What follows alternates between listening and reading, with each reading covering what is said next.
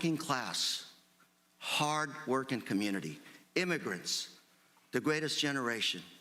All we want is equity based on the census. We want to make sure we get our federal dollars like everybody else around the country. We want to make sure that our representation is equal, individual, in Orange County as it is in other parts of the country. All we ask for is respect, sir. I ask you, please tell the president, stop tweeting things, stop writing memos that are clearly unconstitutional. Thank you very much, and I yield. The gentleman yields back. Ms. Tiffany.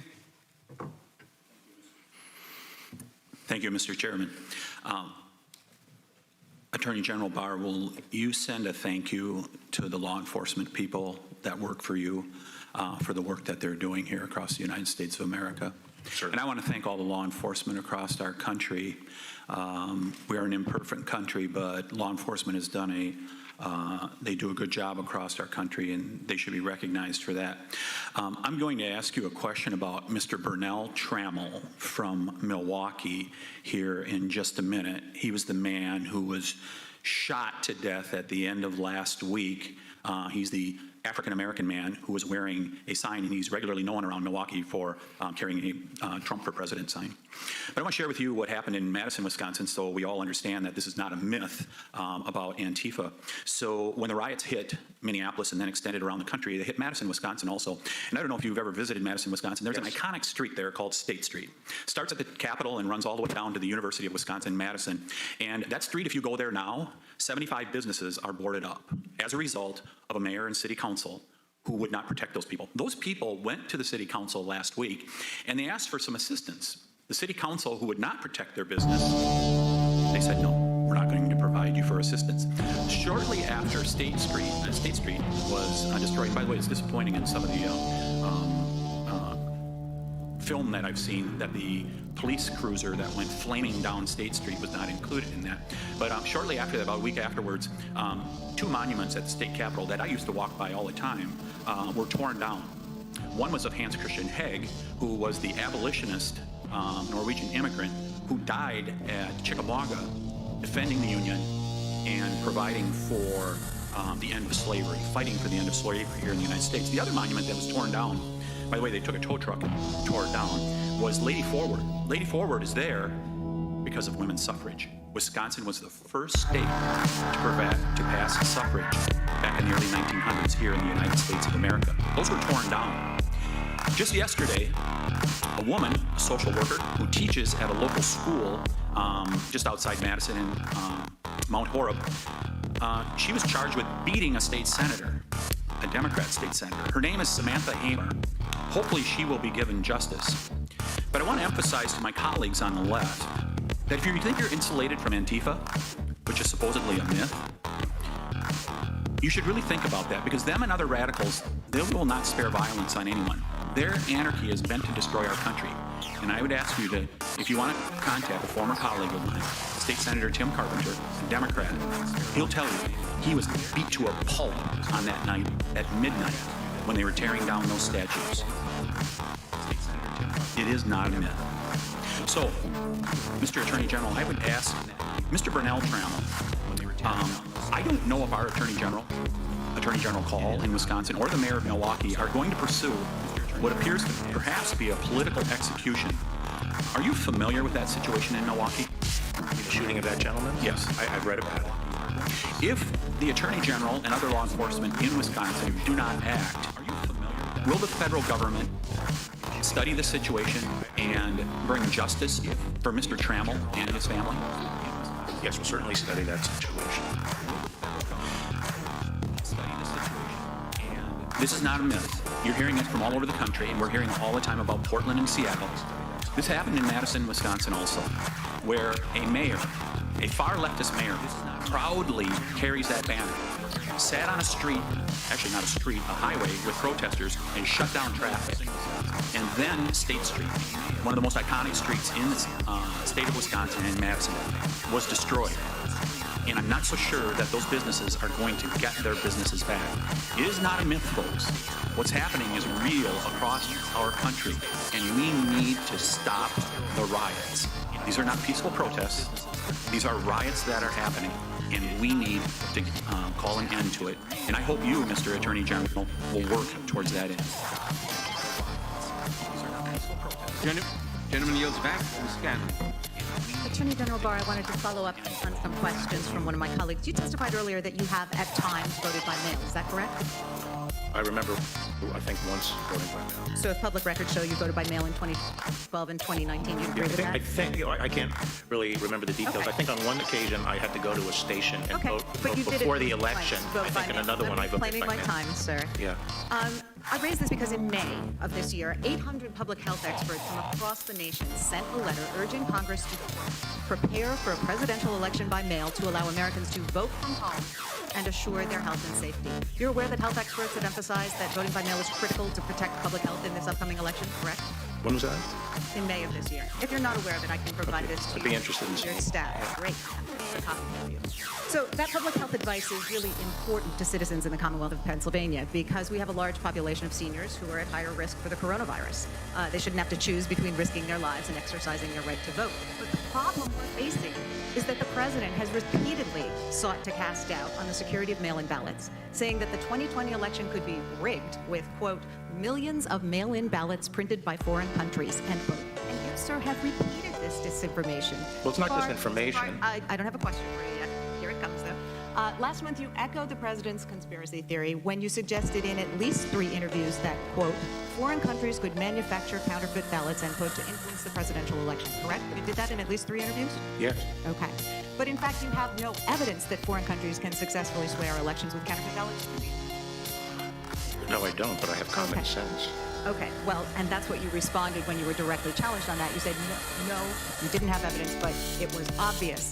According to state election officials, your alleged concerns here are not obvious, but in fact are outrageous. Every state in the union has absentee ballots. 2/3 of the states allow for vote by mail for any reason. 5 states, Colorado, Oregon, Washington, Hawaii, and Utah, vote entirely by mail and have done so for decades. Even the U.S. military uses mail-in ballots, doesn't it? Yes. Okay. So isn't it true that after you suggested without evidence that foreign adversaries could sway our elections using counterfeit ballots, election experts and officials from around the country said that what you suggested was virtually impossible, preposterous, would never happen, and would be readily detected due to the multiple levels of security used with mail-in ballot systems? There are not multiple levels of security. Okay, well, so and I don't agree. I don't agree that it's a. Okay, reclaiming my time. And again, I'm happy to supply you with the statements that were Before provided Donald from around Trump the raised country. concerns about it, In every fact, major publication. Reclaiming my time, sir. In fact, there is no evidence that foreign countries can make counterfeit ballots and create a real threat to our election security. Are you aware that in May, the president tweeted, and I quote, mail-in voting will lead to massive fraud and abuse. It will also lead to the end of our great Republican Party, end quote. I wasn't aware of that. Well, that tweet suggests, sir, that the president is spreading disinformation about mail-in ballots because he's afraid that if more people vote, he and his party will lose. The fact, Mr. Barr, is that our foreign adversaries cannot actually influence our elections by submitting massive counterfeit ballots, but the FBI and our intelligence services have repeatedly warned that those adversaries are actively trying to sow mistrust of our election systems, and by repeating disinformation about mail-in voting, you and the president are helping them. Just switching gears, you would agree. Well, I'd like the opportunity to respond You would to agree that that. prosecutors who make political contributions are identifying fairly strongly with a political party, wouldn't you? Who makes contributions? You said in 2017 that prosecutors who make political contributions are identifying fairly strongly with the political party, Yeah, correct? yeah. And in fact, you and your wife have donated over $730,000 to Republican and conservative candidates, including donations of $58,000 to Republican senators and Senate candidates 4 months preceding your confirmation. That's correct, Are you isn't it? surprised I'm a Republican? Is that correct that you made those donations, Over a long period of time. including just before? That's a cumulative of a long period of time, but basically, Mr. I never hid the Chairman, I fact yield I'm a back, Republican. and I I was would talking about also- career prosecutors Here's a question for you. have generally historically avoided making contributions. That's my view. $130,000 is not. Time of the gentlelady has expired. Mr. Mr. Garcia? Chairman, I would seek unanimous consent to introduce the 800 this public health expert letter signed by 800 individuals, the Attorney General's repeated interviews in which he suggested that our elections could be undermined, the overwhelming reaction from election officials around the country, and the articles concerning his campaign donations. Thank you. Without objection, the articles will be entered into the record. Ms. Garcia? you, Mr. Chairman. Mr. Barr, your department released Paul Manafort, the president's former campaign manager, early from prison in May out of concern for the coronavirus. In March 26 and April 3rd, your department released guidelines, criteria, by which setting priorities by which people would be released early. By your own department's admission, Manafort did not meet that criteria. Since the start of this pandemic, we have repeatedly urged you to use your authority to protect vulnerable populations in prisons. Instead, you released the president's former campaign manager. Sir, do you know how many federal inmates have tested positive for COVID-19 as of today? Yeah, I have that number. Quickly, sir, because the clock ticks. Well, Well, we have a slide, if they'll bring it up, that shows us that 10,000 inmates have tested positive and over 1,000 staff have tested positive. Do you know how many have died? about 100, almost 100, I think. That's right. It's about 99 inmates have died, and yet only 5% have been released under your guidelines. 7,000. You stated in May that you were taking, quote, every measure we can to protect federal inmates. The numbers, however, tell a different story, as do your actions. Despite releasing Manafort, your lawyers continue to argue against the release of prisoners.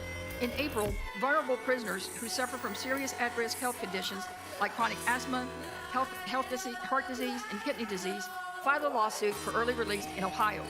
These prisoners were being, quote, overcrowded in like cattle because prisoners were not able to social distance them.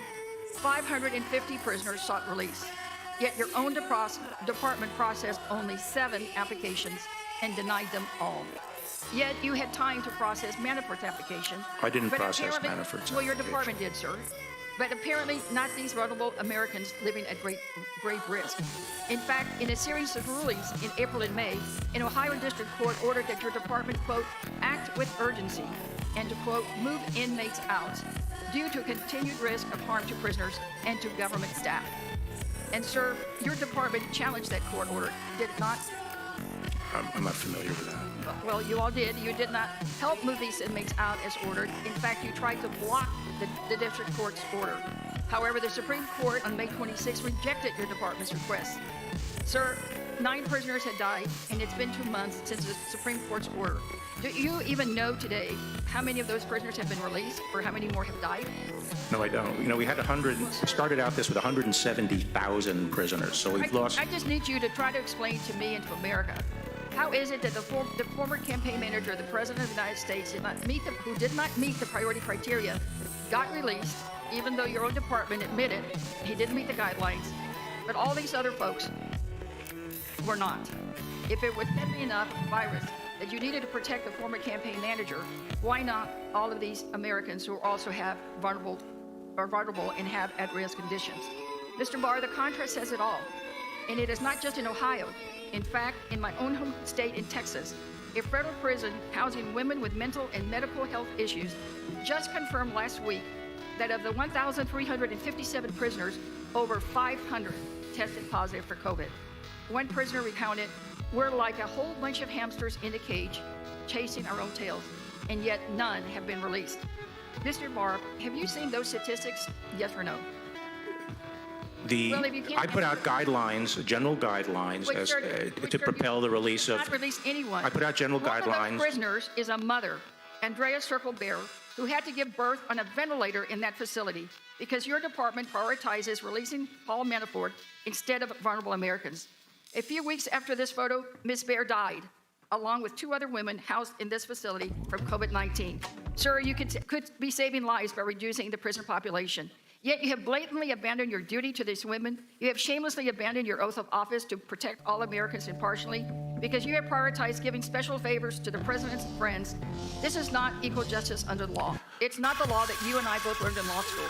It is 2 simple systems of justice, one for the president's friends and one for everyone else. The director of the BOP. It is flat wrong. Yeah, the Thank director. you, and I yield back. Yeah, the director of the BOP testified under oath that no one from Justice Department was involved. Gentlelady yields back. But the gentleman Ms. has not been given an opportunity to respond. Ms. It's a Naguse. consistent problem. Mr. Naguse is recognized.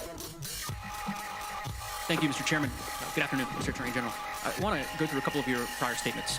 On April 18th of 2019, you stated, quote, that the White House fully cooperated with the special counsel's investigation. You're aware of that? Mm-hmm. Today, yes or no, Mr. Barr, with the penalty of perjury, do you testify that that statement was true at the time you made it? I thought it to be true at the time I made it. On Why isn't it true? June 9th, I'll get to that, Mr. I mean, Barr. does it have Mr. to do Barr, with I will quibbling get to over- that. Reclaiming my time, you answered the question. I have another question for you. On June 19th of 2020. Actually, I need to answer that question. Mr. Attorney General, you did answer the question. No, you I'll said keep- under penalty of perjury. I'm going to answer the damn question. You okay? said the answer was yes, is what you said. Well, Are you saying no? I think what I was referring to, and I'd have to see the context of it, was the supplying of documents. No, Mr. Attorney General, the statement was not limited to the supply of documents. You stated think at a that's press, what- Mr. Attorney General, I think reclaiming my that's what I was time. talking about. Reclaiming my time. I You think that's stated what I at a was press talking conference about. Of April 19th of 2019 that the White House fully cooperated with the special counsel's investigation. You knew when you made that statement that the president had not agreed to be interviewed by the special counsel. Now, on June I 18th think I of this year, subsequently Mr. said Attorney that General, I was referring to on the June 18th, production of documents. Mr. Attorney General, on June 18th of this year, the Department of Justice issued a statement saying that Mr. Berman, the former U.S. Attorney for the Southern District of New York, had, quote, stepped down. You're aware of that statement being released by the department, correct? Yes. And do you testify today that that statement was true at the time the department issued it? He may not have known it, but he was stepping down. He may not have known that he was stepping down. That's your testimony today? He was being removed. Mr. Attorney General, the statement did not say that he was being removed. It did not say that he was being fired. It said that he was stepping down. And apparently your testimony today is that that was in fact accurate when Mr. Berman has testified under oath to this committee that it in fact was not. Now I want to talk about No, he was separate process. removed. He Mr. was General, removed, and I wanted an opportunity to offer him another job. I understand and talk your to him rationalization the next for your day. answer, but the American It's people not a will let your rationalization. answer speak for itself. Now, Mr. Attorney General, earlier this year, President Trump stated that he had planned to make what he described as Vice President's, quote, Ukraine dealings an issue on the campaign trail. Earlier this year, on February 10th, you stated that you had set up a, quote, intake process for submission of information, intake process, end quote, for submission of information relating to the Ukraine to the Justice Department, and that included, quote, these are your words, anything Mr. Giuliani might provide. Do you recall making those comments? Something along those lines.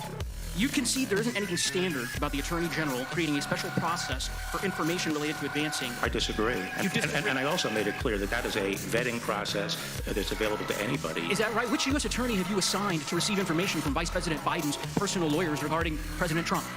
Well, maybe if they had vetted the dossier, There's no. if they vetted the dossier, there is we no wouldn't, US we wouldn't have the whole Mr. Attorney vetting General, there's process. no U.S. attorney, of course, that you've appointed to do that because What what are you you have talking about? done with respect to this process is unprecedented. Now, It was cautionary so that we do not pollute the criminal investigative process with Ukrainian I will give disinformation. you an opportunity to explain this intake process. My understanding is that you have directed. You are going to give me an that you- opportunity? I intend to right now. The Eastern District of New York, the U.S. attorney responsible for that district, my understanding is that you have asked that U.S. attorney to be responsible for the intake process. Is that right? No. That's wrong? The U.S. The attorney? U.S. Attorney in the Eastern District was given oversight of all Ukrainian-related cases, any new cases involving Ukraine. Correct. We face a problem with Ukraine, which is unreliable information coming in. I appreciate There's a lot of that. corruption there. I It's all of appreciate- mirrors. Mr. Attorney General- And I wanted to make sure that before we got into criminal proceedings, and this was to everyone's benefit, particularly Vice President Mr. Attorney Biden, General, that the information was scrubbed I appreciate in you conjunction noting with that, the and that is intelligence consistent community. with the memo that you issued, which said any and all new matters relating to Ukraine shall be directed exclusively to the Eastern District of New York for investigation and appropriate handling, just as you've described right now. Now, of course, the U.S. attorney responsible in the Eastern District of New York was recently changed. My understanding is a few weeks ago you announced that Seth Ducharme would be taking over to replace Rich Donahue. Mr. Ducharme, prior to serving Pittsburgh is in charge of the vetting. Mr. Attorney General, prior to taking this position, Mr. Ducharme worked at Maine Department of Justice. Is that correct? Yes, he was a counselor to me. He was a counselor. And then he was the principal assistant deputy attorney general. That's right. And rather than having the acting U.S. attorney, the deputy U.S. attorney, rather, in that district, They wanted firm, to swap jobs. You now have appointed your prior counsel to oversee that very same process. With that, I yield back my time. Mr. Chairman, the gentleman yields back. Ms. McBath. Mr. Chairman, before we go to Ms. McBath, could I enter a couple of documents under ask for unanimous consent on the 4 documents of the 2 memos I referred to, setting the guidelines for who gets released, a Washington Post article about Paul Manafort's release, and a testimony from the Council of Prison Local 333 for the record. Without objection, Ms. McBath is now recognized. Thank you, Mr. Chairman. I want to start by thanking you, Attorney General Barr, for joining us today and for the work that the committed public servants in your department are doing to keep our country safe. But, sir, just a few months ago in May, you said that you would be taking the president's position in urging the Supreme Court to overturn the Affordable Care Act.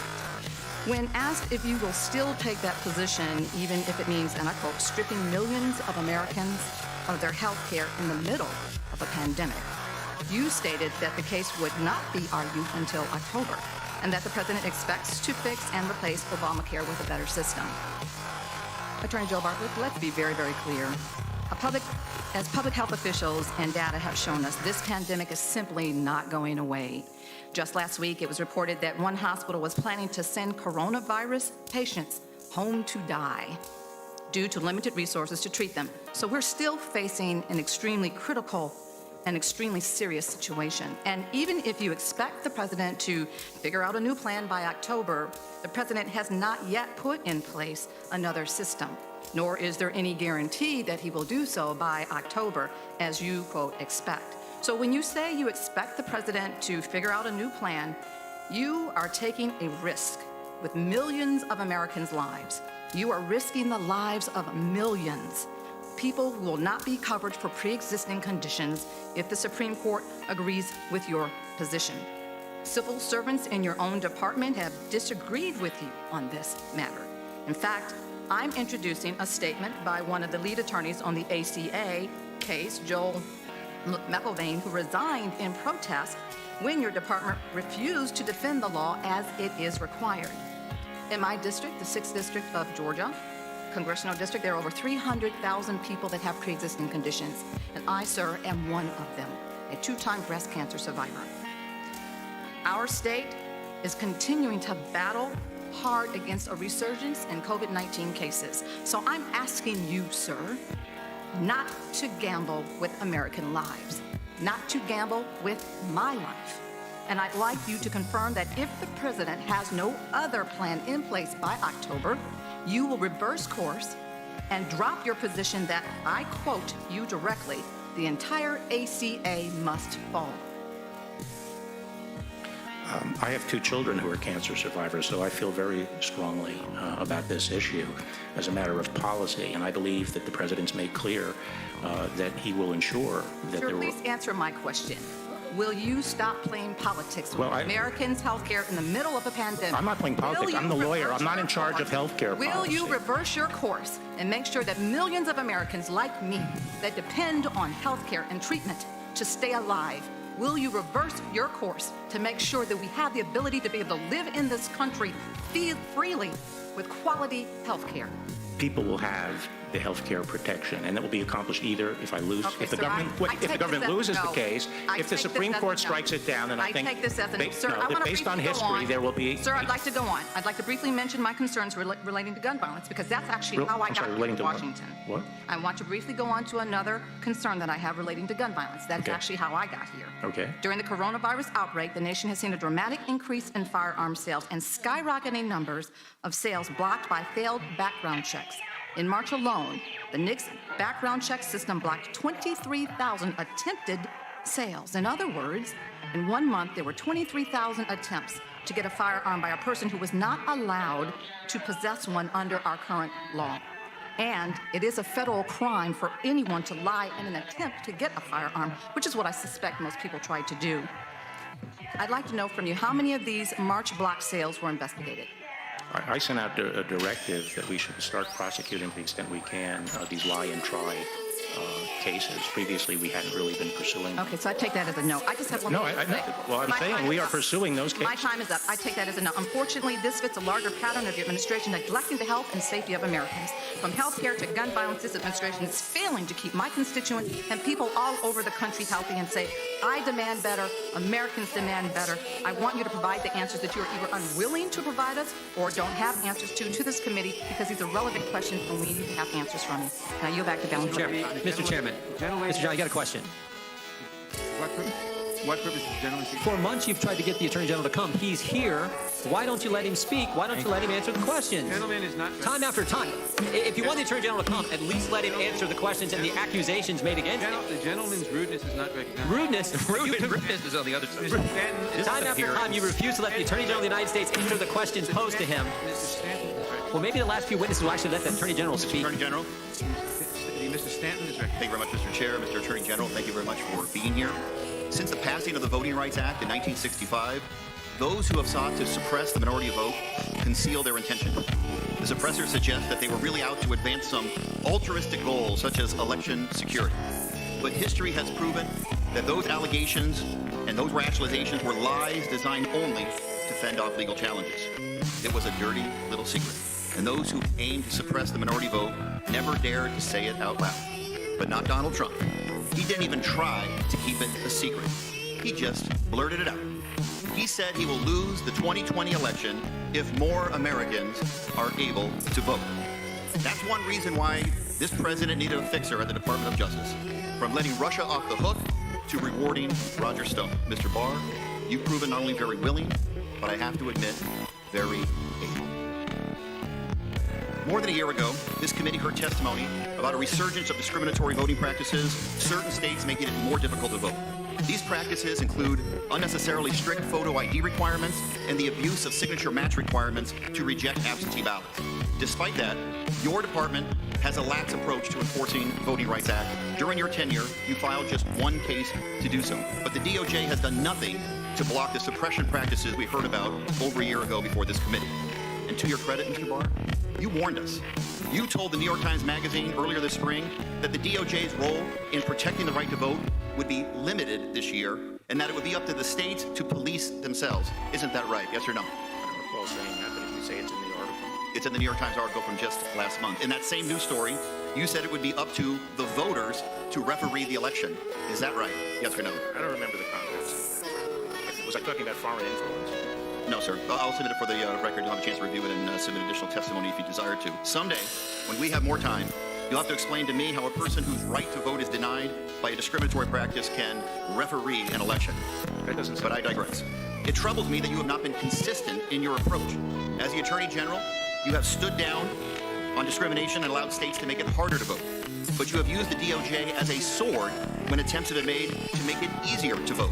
Voting right advocates in South Carolina and Alabama sought to prevent Americans from choosing between voting and risking their health by making it easier and safer to complete an absentee ballot during the pandemic. But your DOJ intervened to try to block that accommodation. Mr. Barr, did you discuss either of those cases with the president? Yes or no? No. The American people. I don't even know. What two cases are you talking about? Cases in which... Tell me the name of the cases. I don't have the name of the cases.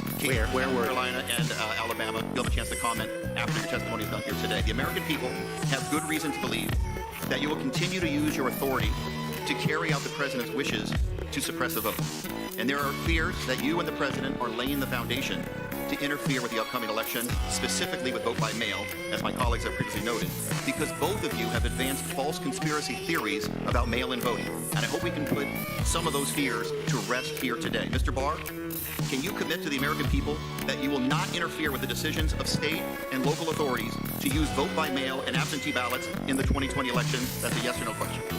I think the federal government has very limited ability to get involved in this, but I'm not going to give up whatever ability we have to ensure the integrity of the election. I've never, my observation was simply that it would inject some uncertainty into the election process, and it opens up the potential of fraud. And I think the integrity of our elections is very important. The president has suggested that only votes counted on election day should be what matters, meaning that if a voter casts a legal ballot on or before election day, but that ballot is not counted on election day, it shouldn't count at all. So I want to ask you again about your commitment to ensuring that every vote is counted.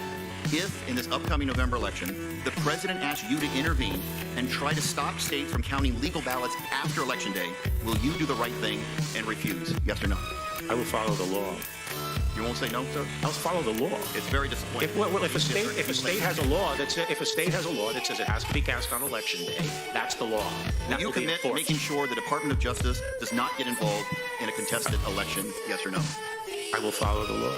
It's so disappointing that we can't get a clear answer on that. Mr. Chairman, I'd like to ask unanimous consent to submit for the record the following items. An item from The Guardian magazine, an embarrassment. Trump's Justice Department goes quiet on voting rights. Second, New York Times magazine, William Barr, state of emergency.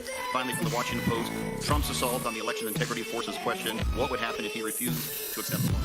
Without objection, the material will be based. Mr. Chairman, just for the record, Without objection, a member of the Judiciary Committee following the law. Without objection, following the law should be something a member of the Judiciary Committee knows. It's pretty darn clear. The gentleman will suspend. Without objection, the material will be entered into the record. Ms. Dean is recognized.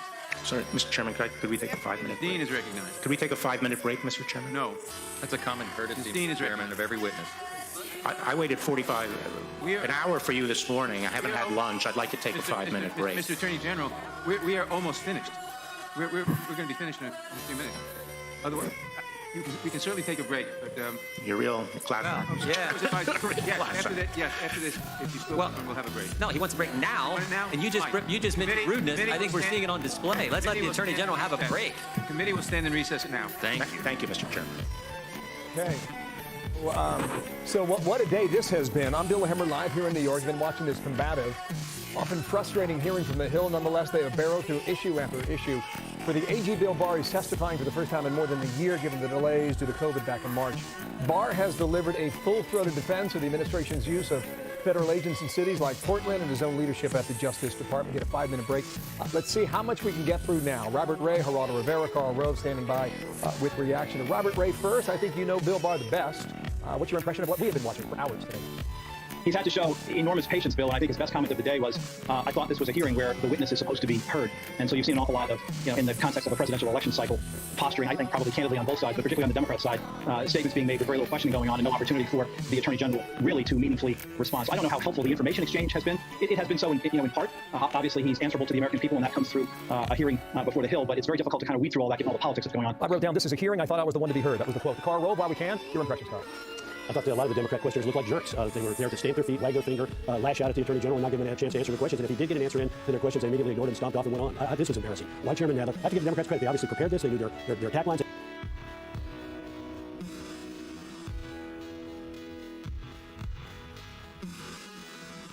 From interrupting me. Chemical dispensing system. Swear. 2000.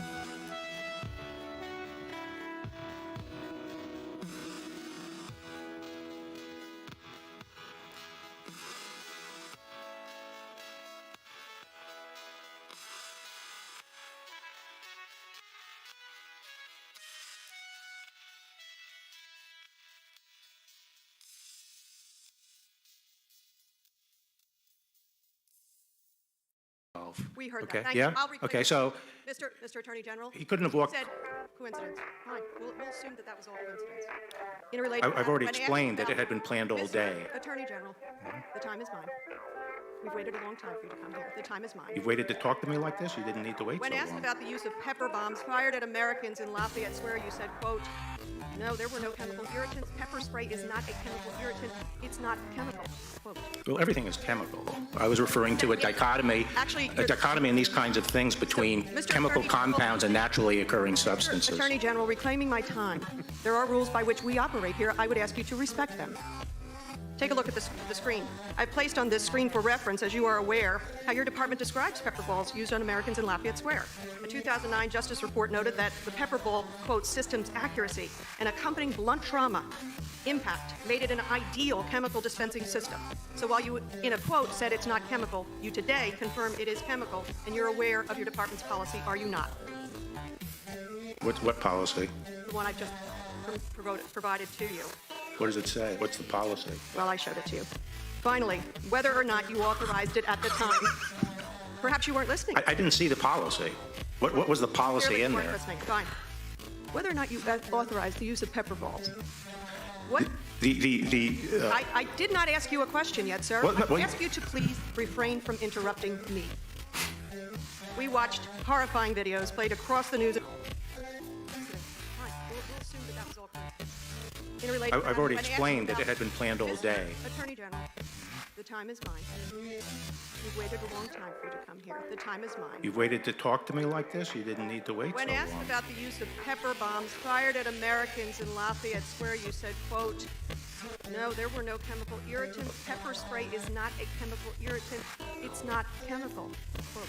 Well, everything is chemical. I was referring to a dichotomy in these kinds of things between chemical compounds and naturally occurring substances. Attorney General, reclaiming my time. There are rules by which we operate here. I would ask you to respect them. Take a look at the screen. I've placed on this screen for reference, as you are aware, how your department describes pepper balls used on Americans in Lafayette Square. A 2009 Justice report noted that the pepper ball, quote, system's accuracy and accompanying blunt trauma impact made it an ideal chemical dispensing system. So while you, in a quote, said it's not chemical, you today confirm it is chemical, and you're aware of your department's policy, are you not? What policy? the one I've just provided to you. What does it say? What's the policy? Well, I showed it to you. Finally, whether or not you authorized it at the time, perhaps you weren't listening. I didn't see the policy. What was the policy Clearly in you weren't there? listening. Fine. Whether or not you authorized the use of pepper balls. What? I did not ask you a question yet, sir. I ask you to please refrain from interrupting me. We watched horrifying videos played across the news and social media showing that these chemical irritants were used on protesters. So yes or no, and this is a yes or no, sir. Have you begun an investigation of the use of excessive force in Lafayette Square? I think the IG is looking at everything related to, the anti-rioting. So the answer is yes, you are investigating. The By IG way is of an investigating it. Okay, we'll hope that he does not get fired. Tragically, what happened in Lafayette Square is no longer an isolated incident. Use of chemical irritants has been used in more than 90 cities. My colleague showed you the video of the Navy vet being pepper sprayed and beaten, his bones broken. Whether or not you thought this was appropriate at the time, have you now called for law enforcement to stop using these chemical irritants on protesters? Yes or no? Pepper spray? Yes. No. No? I think it's a very important non-lethal option. For protesters? No, for rioters. That was my question. For protesters? No, for rioters. Yes. Sir, America was founded on the principles of free speech. When people resist law enforcement, they're not peaceful. Reclaiming my time. I'm surprised at your lack of respect for a member of Congress. The time of the gentlelady has expired. Ms. McCarcel-Powell. Mr. Barr, good afternoon. I'm glad that you mentioned Latin America a little bit earlier. You know, many of my constituents that I represent in Florida fled to America from countries that use deadly force to stifle speech, and they used armed forces to suppress dissenting voices. They cherish our Constitution, as other Americans have done for generations, because of the incredible freedoms and rights that being an American citizen gives to all of us. It's extremely personal to me because you probably know that my roots are in Ecuador, but I live by the American Constitution. And it's true that those who weren't fortunate enough to always have these rights and freedoms sometimes cherish them even more than those who have always had them. When they see photos from Portland, they don't see the American ideal or the America that they know. They actually see and are reminded what they left behind. You would agree with me on that? Are you listening, Mr. Barr? Well, I wasn't sure. Take a look at this video. Who was the subject of that last sentence? Just, when you see, look at these videos for 1 second. We have seen violence in Venezuela at the hands of Maduro, firing tear gas at protesters and using brutal tactics to crush demonstrations. That's what we see from dictators on both the left and the right. But it's hard to distinguish these photos from those events and from the videos that we've seen by U.S. federal police in Portland tear gassing and breaking the bones of a peacefully protesting U.S. Navy veteran. Very similar. So, Mr. Barr, how do you restore the confidence of my constituents in the values of this country when every night on television they're seeing these images of violence used against the peaceful protesters? We all denounce violence. How do you restore the trust in our democracy? I think that the force is being deployed against rioters or in situations where protesters are not following police directions. Most of the protests have been peaceful, Mr. Barr. You know that. You know that. You're just using language for political purposes, just like my colleagues across the aisle. Let me just go now to one of the most important topics facing our nation right now, healthcare. You know, in my district, we have close to 100,000 people that get their health insurance through the ACA. 19,000 of them are living with serious pre-existing conditions. And yet you are working to strip their health care at the worst possible moment, when the coronavirus is killing thousands of people in my state. In Miami-Dade County and in Monroe counties that I represent. Do you know how many people have died from COVID-19? No, I don't. 1,410 people. You were at the White House on March 23rd when President Trump said Governor DeSantis was doing an incredible job. Do you agree that Governor DeSantis is doing an incredible job? Well, I have no reason not to believe that. Well, Florida now has more cases than in China.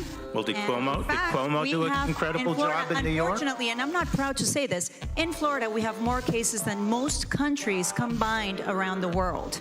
So no, he is not doing an incredible job. You push states to open too soon. You threaten states with lawsuits. I didn't If ask they- states to if they open. said- I didn't ask states to open. You threaten with lawsuits for those states For that wanted to church. have stay-at-home orders, Mr. For things Barr. like church. We have the facts. I'm going by the facts. Yeah, I'm just saying. And now the country, the United States of America, has more than 4.3 million COVID cases alone. You, Mr. Barr, and President Trump, working together, are letting my constituents down. And it's something that you are going to have to live with. What am I supposed to say to my constituents when they ask me if the government has done everything in its power to protect their loved ones from dying? You tell me, Mr. Barr, what am I supposed to tell them? I would tell them that managing this kind of thing requires a lot of difficult choices, weighing different consequences. I'm not going to lie. I am not going to lie to my constituents. I am going to tell them that President Donald Trump and the Attorney General, working together, are not following health guidelines. They're letting Americans die needlessly because of political reasons. That is what I will tell them, Mr. Barr. Thank you. And one last question, if I can. In our system. Under oath, do you commit to not releasing any report by Mr. Durham before the November election? No. You don't commit to that? No. So you I will won't be go very by careful. Department of Justice policy I know that, Justice that you Department won't policy. interfere in any political investigations before the November election? We're not going to interfere. In fact, I've made it clear I'm not going to tolerate But under oath, you're saying that you do not commit to not releasing a report by Durham. I'm not going to. Any report will be, in my judgment, not one that is covered by the policy and would disrupt the election. I've already made it clear that neither You would go candidate against is your own Department of Justice policy, Mr. Barr. Why don't you tell me what that policy Oh, I have it right here. Well, actually, Do you want me to repeat it for you? no, I know what the policy is. The time of the Okay. gentlelady. Mr. Thank Chairman. you. I yield back. Go I ahead. yield back, Mr. Chairman. Gentlelady. Mr. Chairman, point of order. Gentlelady. Point of order, Mr. Chairman. What purpose does the gentleman say? Is it permissible for a member of this committee to accuse the sitting Attorney General of the United States of murder? Because that's what we just heard. Those words need to be struck from this record. This is outrageous. The members control the time. Mr. Chairman. To say Mr. whatever Chairman. they want? What about Chairman. rules of decorum? Mr. Chairman. Escobar, Mr. Chairman, I actually have a clarification. Mr. Chairman. Escobar. I just. Escobar is recognized. Thank you, Mr. Chairman. Was the video Escobar. played by the previous member, was that a video of things that happened in the United Escobar. States or in Venezuela? I just want a clarification. What was the video? Gentleman is not stating a cognizable point of order. Ms. Escobar is recognized. Thank you, Mr. Chairman. Mr. Barr, the administration, against the constitutional text, historical precedent, and DOJ's own memo, is trying to exclude undocumented persons from the census, an action that harms American lives and immigrant communities, and American communities. Here's an example. Many American children are living with an undocumented parent or relative. This change in the census means that those children, American children, would receive less money for programs like the National School Lunch Program, Head Start, or the State Children's Health Insurance Program. A simple yes or no, please, Mr. Barr. Are you comfortable with a decision that would punish American children and immigrant communities in this way? I don't make the policy. I provide legal advice on legal issues. So as Okay. both to this issue and the issue of the Thank you, ACA, Mr. the I can question ask you presented about to the ACA. department is Barr, the law. Reclaiming my time, sir. Mr. Barr, a simple yes or no. Does the Constitution say that only citizens should be counted in the census? No. Correct. It does not. In fact, the framers of the 14th Amendment explicitly confronted this question, and it provides that persons in each state be counted. I'll move on. Well, they wouldn't have. They wouldn't have confronted it because there were no illegal aliens. Among many other things, I'm alarmed by your department's refusal to comply with and implement key Supreme Court rulings. On June 18th of this year, the Supreme Court, in an opinion authored by Chief Justice Roberts, ruled that the Trump administration's attempt to rescind DACA was arbitrary and capricious, and required the administration to process new DACA applications. Despite the Supreme Court's ruling, 0 DACA applications have been processed. That's not the only Supreme Court decision your administration has ignored. In 2017, your department issued a memo stating that transgender workers were not protected by civil rights laws. The Supreme Court struck that down too. No, I'm sorry. What we had said was the 64 Act did not extend to... Reclaiming my time, sir. In both DACA, the DACA and transgender decisions, your department has yet to comply. Yes or no? Will the department implement the Supreme Court's DACA and transgender rulings?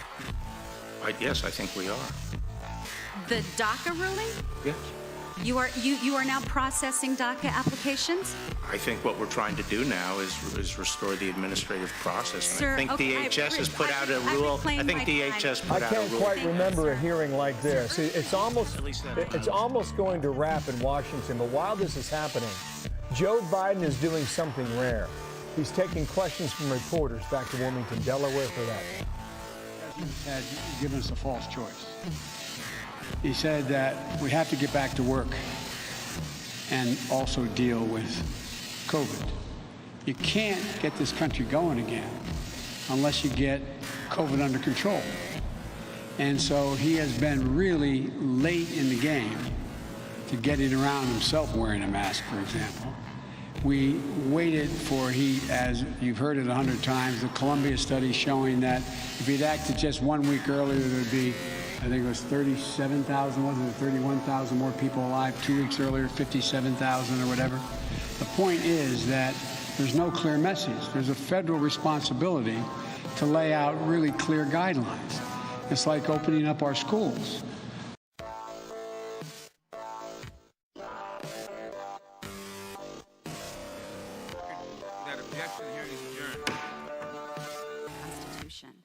There's nothing more dangerous to our tweets are official White House statements. No. I don't pay attention to the tweets unless they're brought to my attention. Okay, Mr. Barr, thank you so much for being here today. I want to remind you of something you probably don't remember, but some months ago you actually were outside my office. You were coming out of my neighbor, Doug Collins' office. I tapped you on the shoulder, and in a friendly reminder, I handed you a copy of the Constitution, and I asked you to please help us defend the Constitution. There's nothing more dangerous to our republic than an attorney general who refuses to uphold his oath, refuses to uphold and defend the Constitution, and swears allegiance to just one person, Donald Trump. Sadly, that's where we are today. My loyalty is the Constitution.